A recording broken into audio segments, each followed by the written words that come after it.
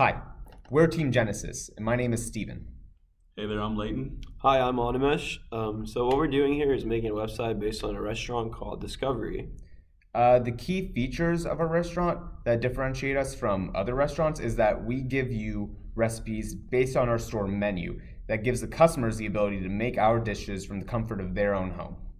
So our system was developed in PHP, HTML, CSS, and JavaScript, and it is currently running on a local MySQL database on XAMPP. So to show you the database, we're going to go through XAMPP. We're going to open up phpMyAdmin. Our database is stored in restaurant. That's our database. We have two tables, one for reservations. Whenever you create a reservation, what's happening is it's being stored and filled in this database, and it's holding an object ID generated by the database, first name, your last name, your phone number, the amount of people you want there, the reservation date that you selected, and the time of creation. Same with users. We have a separate table for users, and whenever you're going to users, that's whenever you're creating your own personal account. So as you can see, again, we have the user ID, the username that you chose whenever you create an account, the encrypted password, and the time of creation. Our target audience are the people who tend to cook and stay at home more often than going out. This is also handy for people who do not have a lot of time on their hands and would like to avoid coming to restaurants to eat. However, we also allow customers the ability to make reservations for their own convenience. All right, so once we start up our system, you'll see that we start on the home screen. Immediately you can see pictures of the restaurant, pictures of individual items, menu items, and specials that we have that the user can see if they're interested in buying. Underneath, we have a footer that has general information about our restaurant, our logo, and our contact information. And now we're going to navigate to the reservation page. On the reservation page, users have to enter their first name, last name, phone number, how many people in their party, and the date they want the reservation for. When users try to click submit without entering any data on the form, you get some nice error messages, such as please enter a first name, or specifically the phone number. Please enter a phone number without hyphens. So you can reset the form. Like if I enter any characters in these sections, I can reset the form to a blank form. When I try to enter characters in the phone number section, it doesn't allow me to enter anything. I can enter numbers, hyphens, but it won't accept any characters past 10. It's limited to 10. And if you try to submit it with hyphens, it's going to reject it and give you another error message to say, please enter a number. So let me enter this form completely and show you what happens when it succeeds.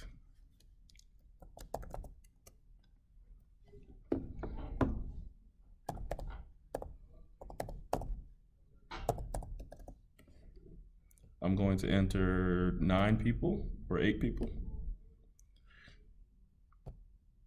I'm going to pick the 7th, December 7th, and click submit. When you click submit, it's going to show a success image, and it should redirect you to the home page.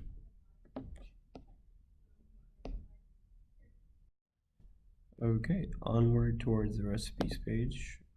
If you go on this page, you can see that we have a click on this to buy recipes option, but we'll skip that for now. If you go lower here, you'll see that we have some pictures for you to see. This could be you at home enjoying the recipes from home. So now if we go back up here, when we click on this button, we get this option right here. This is to let people know that this is a premium option only for users or visitors that want to actually partake on buying our recipes. Just to show you that our functionality for this works, we're going to go over the close too. By doing this, it actually lets the user go back out and see if they want to actually go through with the login process. So while I say this, let's go through the continue option. By doing that on the recipes page, it takes you to the login option page.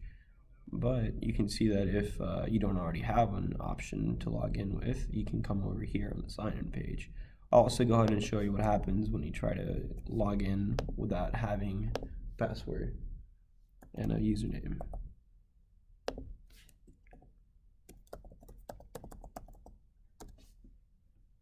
No account username found.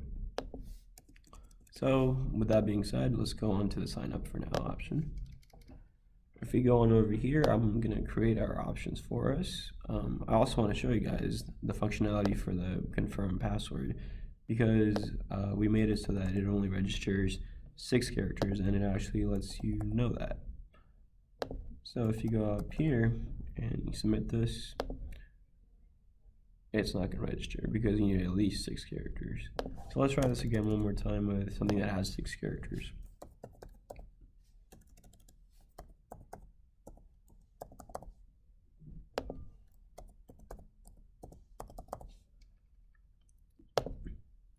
And voila, it works. And just to show you guys that it does work, I'm gonna log in here.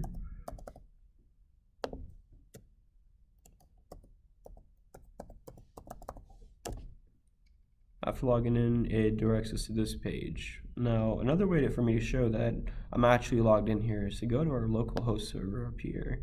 And under restaurants, you'll notice that we have users right here. When we press on this, it shows you my username right here and our password, which is also protected. So everything that you make on this website is completely secure.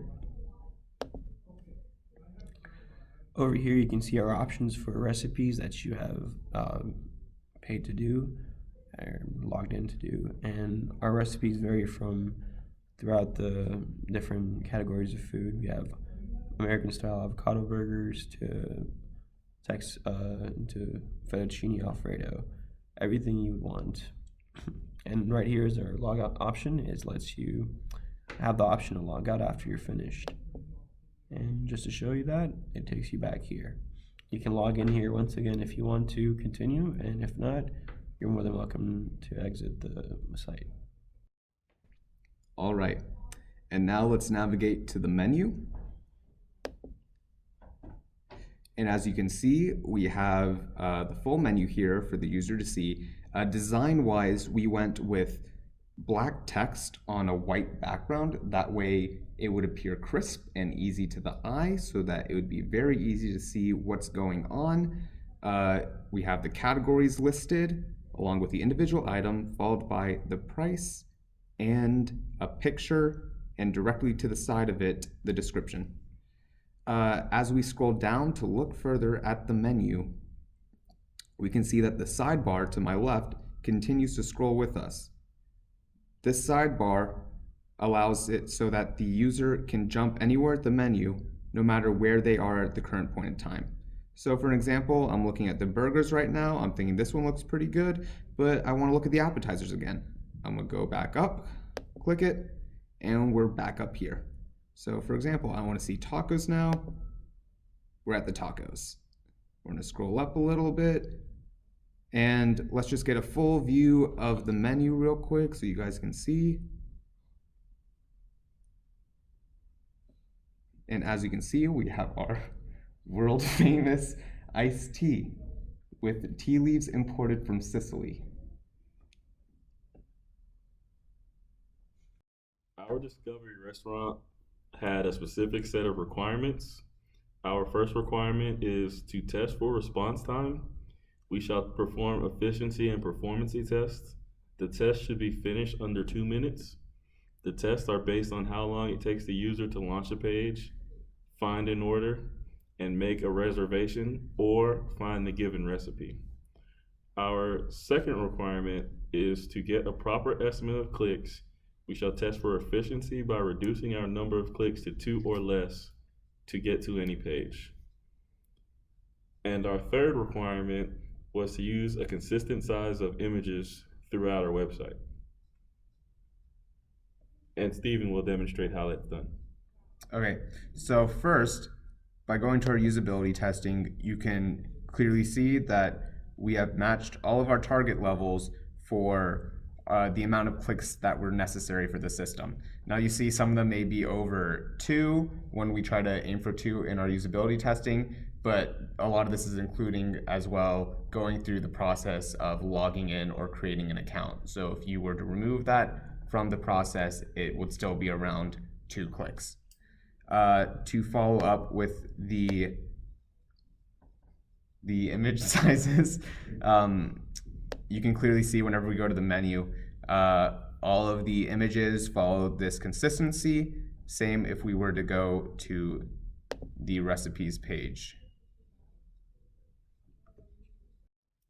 Okay, so now we're on the recipes page, and as you can see, we still follow the same similar consistency in the size and frame of the photos. Our prototype restaurant had a few issues, such as the password requirement on the recipes page wasn't obvious. Some of our text boxes were out of place, slightly left of center. The last name entry isn't consistent. It was written as last name in the text box.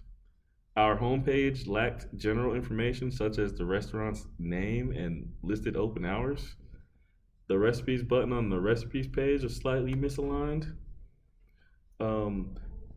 People were confused on how or on why they should log in to view the recipes. The About Us pictures were just some placeholders and they needed real pictures. The homepage carousel buttons were too light.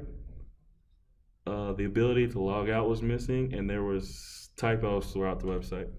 Okay, so now I'm going to run you through what we did to fix these issues. First of all, let's start with the carousel since we're already on the home page. To try to fix this issue, we try to choose more contrasting backgrounds so that they would pop out a little bit more. It'd be a little easier to see, especially whenever you see these dark backgrounds. It makes it a little easier. For the password requirement on the recipe page, that was a big complaint we got, as a lot of people weren't really sure why they were logging in. So we needed to show that it was a premium service. So we added a modal system. So whenever you click on this, you get a little pop-up. It says it's a premium subscription service and that you have to log in to continue. So then the user is given the option, do I continue or do I close? So we try to make it a little more easier for them to understand. The last name entry wasn't correct in the reservation page. I'll show you how it was fixed. As you can see, it aligns with everything else before. Previously, our last name entry was written more like this, which is why it was kind of like jarring to the eye and people didn't like seeing it like that. To fix the homepage lacking general information, we added a footer so that we could include our logo, address information, and just general information so that people, whenever they jump on the website, know exactly what we are, where we are, what we do.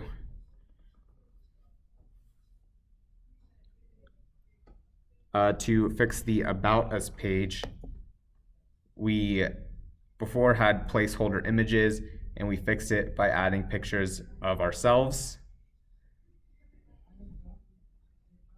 Before, we also lost the ability to log out whenever we were on the recipes page. So once you logged in, you couldn't log out. And we had the functionality, but we didn't have it correctly placed in the system. So now whenever you're in the system, you can log out whenever you want. Click log out, and you are out. And finally, we fix any typos or issues throughout the system. Any small text errors, as well as misalignment of some of the entry points. So all these were kind of slightly left aligned. We aligned them to be more center.